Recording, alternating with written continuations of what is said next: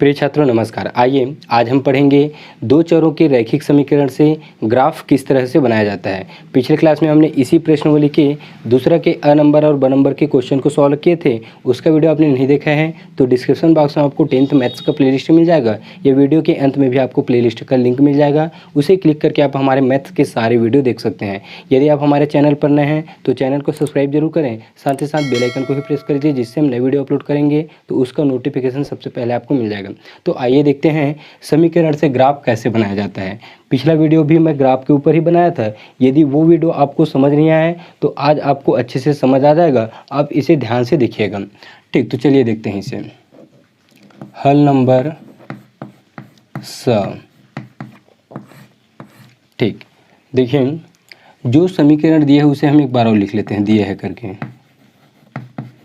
दिए है। ठीक, तो ये दिए है हमें -4x + 6y = 3।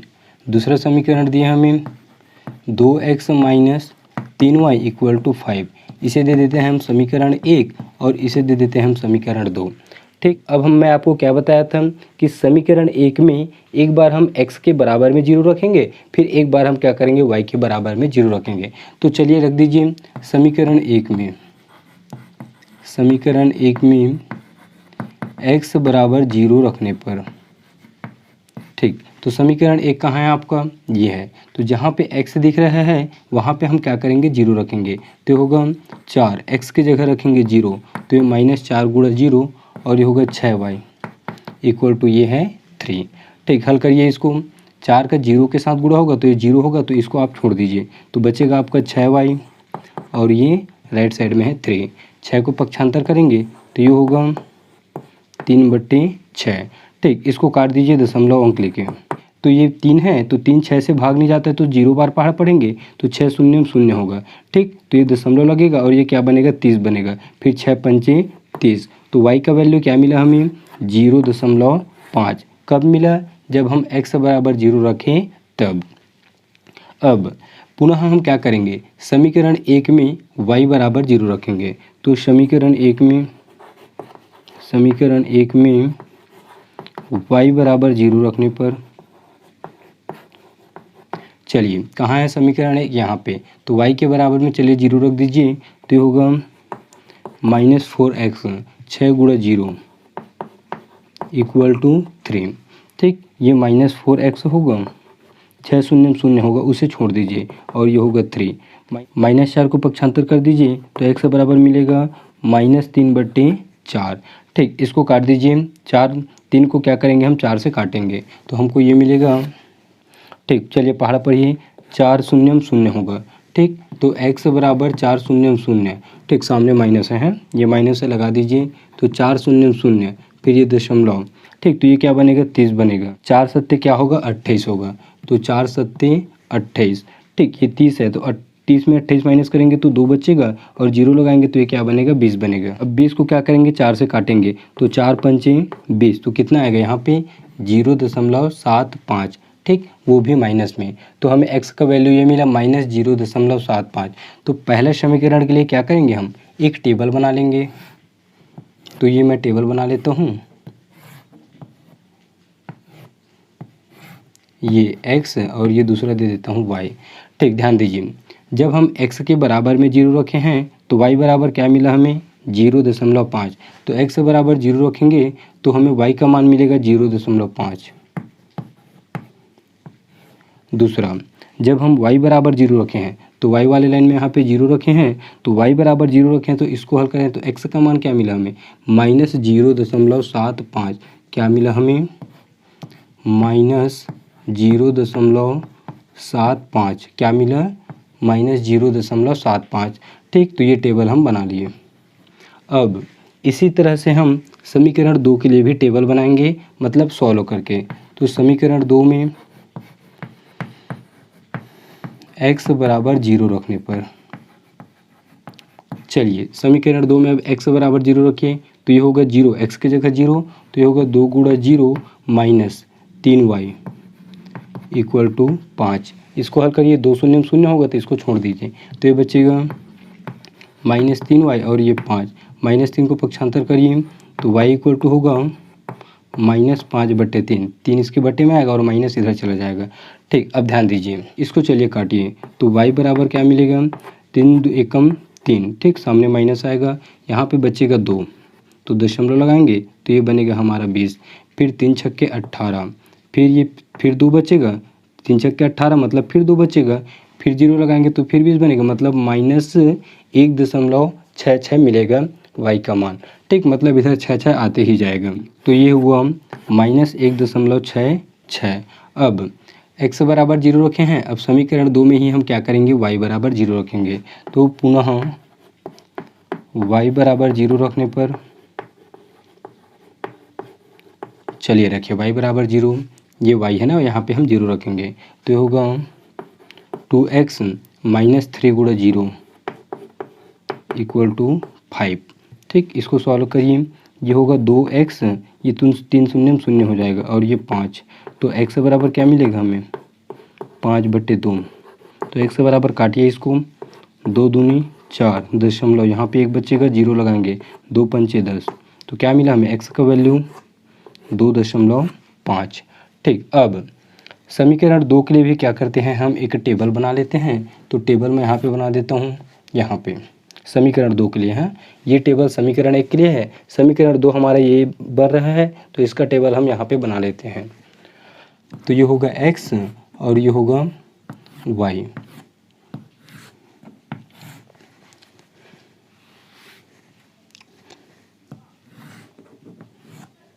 ठीक, चलिए देखिए, x बराबर 0 तो y बराबर -1.66। ठीक, x बराबर 0 तो y बराबर -1.66। दूसरा, जब y बराबर 0 तो x बराबर 2.5, तो y बराबर 0 तो x बराबर 2.5। ठीक, ये टेबल हम समीकरण 2 के लिए भी बना लिए।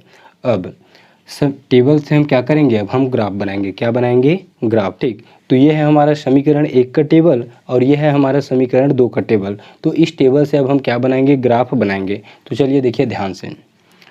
ठीक, तो इसके लिए क्या करते हैं, हम y अक्ष ले लेते हैं, ये ले लेता हूँ मैं y अक्ष और ये ले लेता हूँ x अक्ष।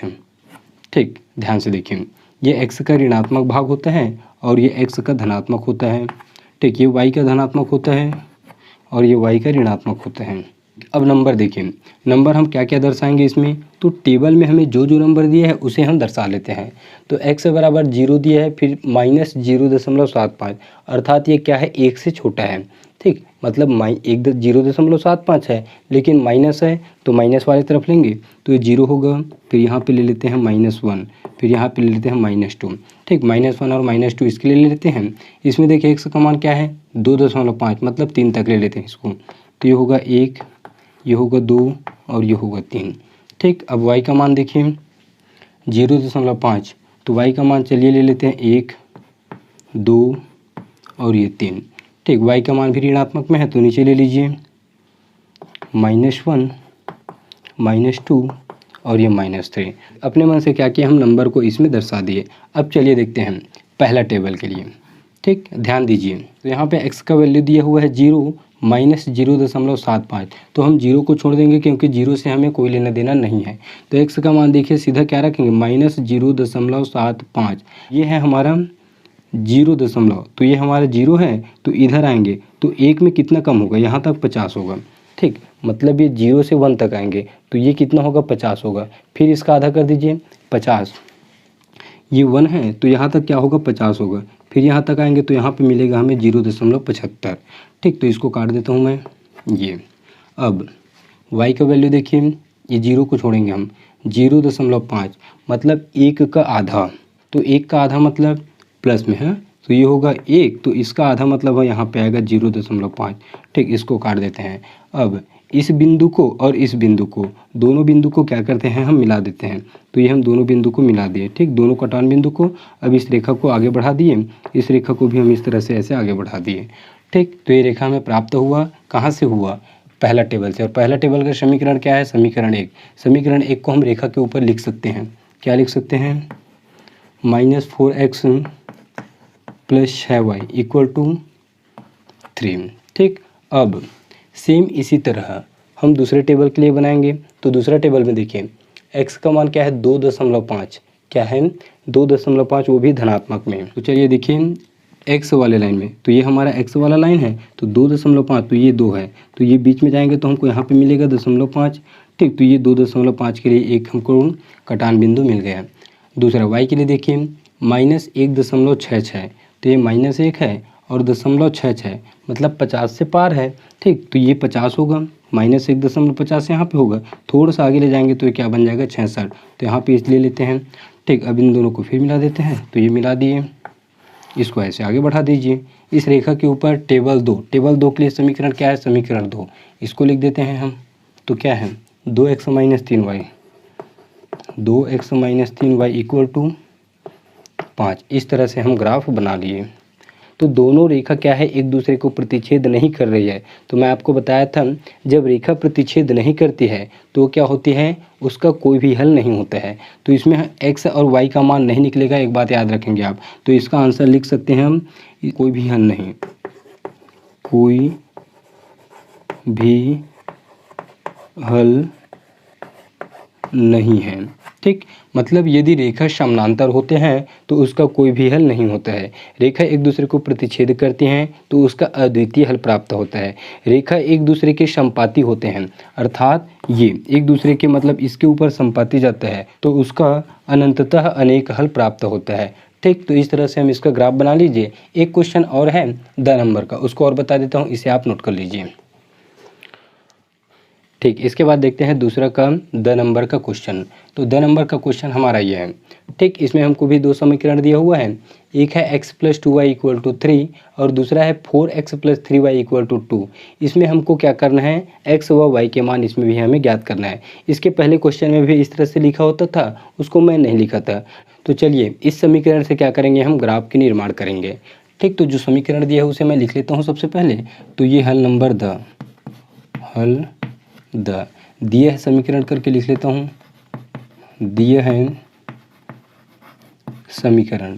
ठीक, पहला समीकरण है x + 2y = 3 और दूसरा समीकरण है 4x + 3y = 2। इसे दे देते हैं हम समीकरण 1 और इसे दे देते हैं समीकरण 2।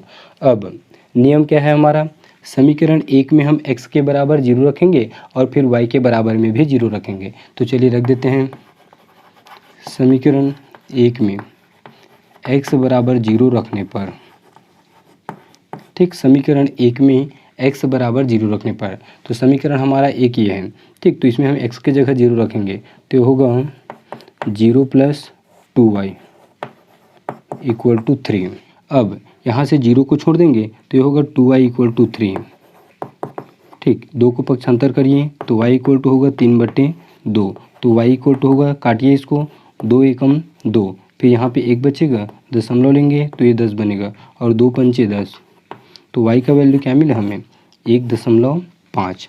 ठीक, अब समीकरण 1 में ही हम क्या करेंगे, अब y बराबर 0 रखेंगे, एक बार x के बराबर 0 और दूसरी बार y के बराबर में 0।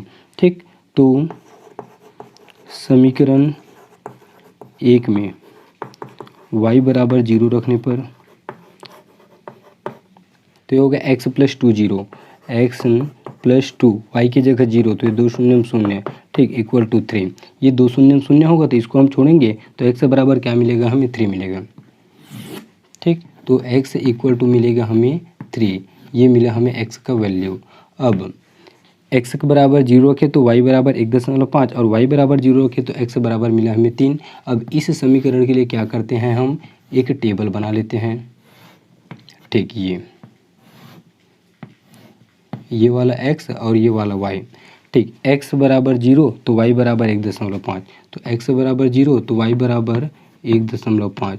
दूसरा y बराबर 0 तो x बराबर 3, तो 0 और ये 3। ठीक, अब इसी तरह से सेम टू सेम हम समीकरण 2 में भी काम करेंगे। तो समीकरण 2 में x बराबर 0 रखने पर, ठीक, समीकरण 2 में चलिए x बराबर 0 रखिए तो ये 4 × 0 होगा प्लस ये 3y होगा = ये क्या होगा, 2 होगा। ठीक, सॉल्व करिए इसको, 4 शून्य 0 होगा, इसको छोड़ दीजिए तो होगा 3y = 2। तो y = क्या मिलेगा हमें, 2/3, इसको काटिए तो ये होगा 3 शून्य शून्य। ठीक, तो यहाँ पे दशमलव लगाएंगे तो ये क्या बनेगा 20 बनेगा। 3 छक्के 18। ठीक, फिर 2 बचेगा मतलब 3 छक्के 18, मतलब 6 बार बार आते ही जाएगा। तो x बराबर 0 तो y बराबर मिले हमें 0.66। अब y बराबर 0 रख लेते हैं तथा y बराबर 0 रखने पर चलिए ये y बराबर 0 रख दीजिए यहाँ पे 0, तो ये होगा 4x प्लस 3 गुणा 0 इक्वल टू 2। ठीक, तो ये होगा 4x और ये 3 शून्य शून्य इसको छोड़ दीजिए तो बराबर में मिलेगा हमें 2। 4 पक्षांतर करिए तो x बराबर मिलेगा 2/4, इसको काटिए। ठीक, ये क्या होगा 4 के पहाड़ा में 2 नहीं आता तो 0 बार पढ़ेंगे तो x बराबर क्या मिलेगा हमें, x बराबर मिलेगा 4 शून्य शून्य। ठीक, फिर दशमलव तो ये क्या बनेगा 20 बनेगा, फिर 4 पंचे 20। ठीक, तो 0.5 होगा x का वैल्यू। ठीक, इसके लिए भी क्या करते हैं हम समीकरण 2 के लिए भी एक टेबल बना लेते हैं। तो ये होगा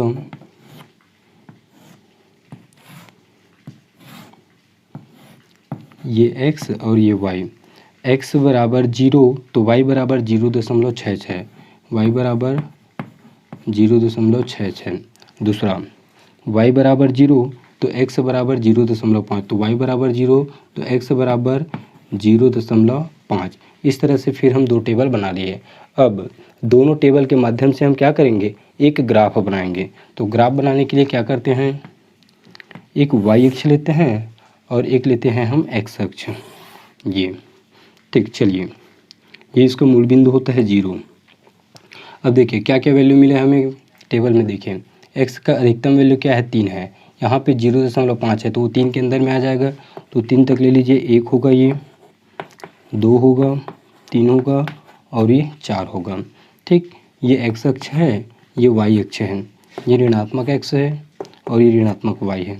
ठीक, y का देखिए y का अधिकतम वैल्यू 1.5 है मतलब 2 के अंदर आ जाएगा। तो y बराबर ये 1 होगा। ठीक, इधर ले लीजिए, ये 1 होगा, y बराबर 2 और ये चलिए 3 ले लेते हैं। ठीक, अब टेबल पहला के लिए x बराबर 3 और y बराबर 1.5, तो x बराबर 3 यहाँ पे है। ठीक, और y बराबर 1.5 तो ये 1 और 2 के बीच में होगा, यहाँ पे 1.5 ये मिलेगा। ठीक, दोनों कटान बिंदु को चलिए मिला दीजिए। तो ये मैं मिला देता हूँ दोनों कटान बिंदु को। ठीक, इस तरह से हम स्केल में आप बनाएंगे, ग्राफ में बनाएंगे तो आपको एग्जैक्ट वैल्यू मिलेगा इसका।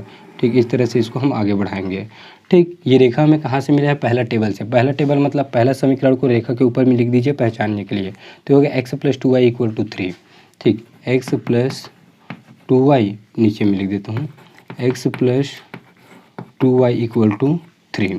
ठीक, पहला टेबल का हम रेखा खींच लिए। दूसरा टेबल देखिए x बराबर 0.5, तो ये 0.5 मतलब यहाँ पे आएगा। ठीक, 0.5 1 और 0 के बीच में आएगा ना। ठीक, y बराबर 0.66 मतलब ये होगा, देख यहाँ पे क्या होगा 0.50 होगा। ठीक, फिर 66 में जाना है तो ये थोड़ा सा आगे जाएगा मतलब यहाँ पे ले लीजिए, थोड़ा से ऊपर में ले लीजिए। ठीक, मतलब ये 0.50 होगा, फिर ये 0.66 होगा, तो यहाँ पे ले लेते हैं हम ये। अब इस दोनों को मिला दीजिए। ठीक, ये दोनों मिल गए, दोनों को आगे बढ़ा दीजिए। अब तो ये इधर जाएगा और ये आगे बढ़ाएंगे तो ये हमको इस तरह से प्राप्त होगा। ठीक, इस रेखा में लिख देंगे हम समीकरण 2 को। समीकरण 2 हमारा ये है 4x + 3y = 2। 4x + 3y = 2। ठीक, अब देखिए दोनों रेखा इस बार क्या है, एक दूसरे से कट रहे हैं, मतलब हमको प्रतिच्छेद बिंदु प्राप्त हो रहा है। प्रतिच्छेद बिंदु कहाँ पे प्राप्त हो रहा है, यहाँ पे। ठीक, तो ये है हमारा प्रतिच्छेद बिंदु। 2 को इधर लिख देता हूँ मैं। ठीक, 3 और यहाँ पे ये 1 आएगा। ठीक, 1 2 3 इधर लिख देता हूँ। तो प्रतिच्छेद बिंदु हमें यहाँ पे मिला, तो जहाँ पे प्रतिच्छेद बिंदु मिलता है वहीं पे हमें x और y का भी मान मिलता है। ठीक, तो x अक्ष में हम नीचे की तरफ आएंगे इस तरह से। ठीक, तो ये इसको नहीं लिखे हैं हम, तो ये होगा यहाँ पे -1 -2। ठीक, लिख लेना इसको। तो क्या करेंगे हम इस बिंदु से नीचे की ओर आएंगे तो हमें x वाले लाइन में क्या मिलेगा, -1। तो यहाँ पे x का मान पहले लिखते हैं, तो ये होगा -1। इसी बिंदु से हम क्या करेंगे, y की तरफ जाएंगे। तो y तरफ जाएंगे तो हम कहाँ पे जाएंगे, 2 में। तो y का वैल्यू क्या होगा हमारा, 2 होगा। ठीक, तो x का मान पहले लिखते हैं, तो x बराबर -1 और y बराबर 2। तो लास्ट में लिख लेंगे अतः x बराबर -1 तथा y बराबर 2। यही क्या है, इसका आंसर है। और इस समीकरण के क्या होंगे, अद्वितीय हल प्राप्त होंगे। ठीक, तो इस क्वेश्चन के साथ हमारा पहला प्रश्नावली अर्थात अध्याय 2 का पहला प्रश्नावली कंप्लीट होता है। तो दूसरा प्रश्नावली का वीडियो मैं बना चुका हूँ। ठीक, कहाँ तक बन चुका है वीडियो, समांतर श्रेणी तक। ठीक, शुरुआत का जो वीडियो है मतलब दूसरा प्रश्नावली का, उसमें थोड़ा से आवाज़ में प्रॉब्लम हो सकता है, वीडियो क्वालिटी में प्रॉब्लम हो सकता है, तो उसे आप एडजस्ट कर लीजिएगा। फिर हम नेक्स्ट क्लास में पढ़ेंगे अनुपात और समानुपात। फिर मिलते हैं नेक्स्ट क्लास में। वीडियो आपको अच्छा लगा तो प्लीज़ लाइक ज़रूर करें और कमेंट करके मुझे ज़रूर बताएं और अपने फ्रेंड लोगों को शेयर भी ज़रूर कर दीजिए। फिर आइए देखते हैं नेक्स्ट क्लास में।